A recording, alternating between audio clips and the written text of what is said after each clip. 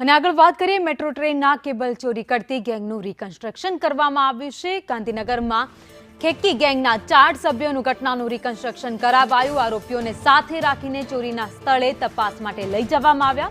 કેવી રીતે કેબલ કાપતા હતા તે આખી ઘટનાનું રિકન્સ્ટ્રક્શન કરવામાં આવ્યું।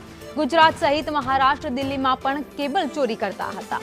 પુણે સહિત દેશભરની મેટ્રોમાં ગેંગ કેબલ ચોરી કરતી હતી, જે સામે આવ્યો। આરોપીઓ પકડાયા બાદ તેની ઘટના કેવી રીતે કેબલની ચોરી કરી હતી, કેવી રીતે કેબલ કાપ્યા હતા, એ ઘટનાનું રિકન્સ્ટ્રક્શન આજના દિવસે કરવામાં આવ્યું।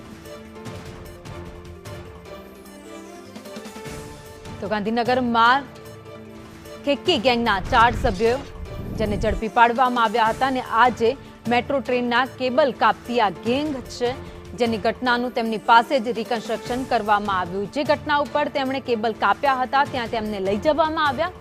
ત્યારબાદ કેવી રીતે કેબલ કાપ્યા હતા, ક્યાંથી ક્યાં લઈ ગયા અને ક્યાં વેચ્યા હતા, આખી ઘટના પોલીસે તેમની પાસેથી જાણી હતી।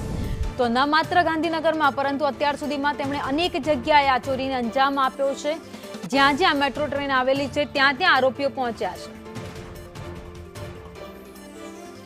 અને પુણે સહિત અલગ અલગ 35 જેટલા મેટ્રોની ચોરીના ગુનાના આરોપીઓ જે ખેડકા ગેંગ છે એને ગાંધીનગર પોલીસે પકડેલા છે અને એ તમામ જે ગેંગના 13 પૈકીના 4 સભ્યો છે એની ધરપકડ ગાંધીનગર એલસીબીએ કરી છે। આજે એમને એ જગ્યા પર લાવવામાં આવ્યા છે કે જ્યાંથી મેટ્રોના કેબલ ચોરવા માટે આ ગેંગ જઈ હતી, જેમાં કોબા રેલવે જે મેટ્રો સ્ટેશન આવેલું છે એ કોબા મેટ્રો સ્ટેશન પાસેના પિલ્લર નંબર 36 પાસે જે ઝાડ આવેલું છે એ ઝાડનો ઉપયોગ કરી અને આ આરોપીઓ છે એ ઉપરના ભાગે ગયા હતા। આ 2 આરોપીઓ છે, જે પૈકી એક આરોપીએ આ ઘટનામાં રેકી પહેલાં કરી હતી અને બીજો વ્યક્તિ જે છે એણે અહીંયાથી જે દ્રશ્યો એ આરોપી અહીંયા બતાવી રહ્યો છે કે જે ઝાડ છે એ ઝાડનો ઉપયોગ કરી આરોપીઓ છે એ મેટ્રો સ્ટેશનની બિલકુલ થોડાક નજીક આવેલી જે જગ્યા છે એ જગ્યા પર ઉપર જઈ અને વળાંકવાળા ભાગમાં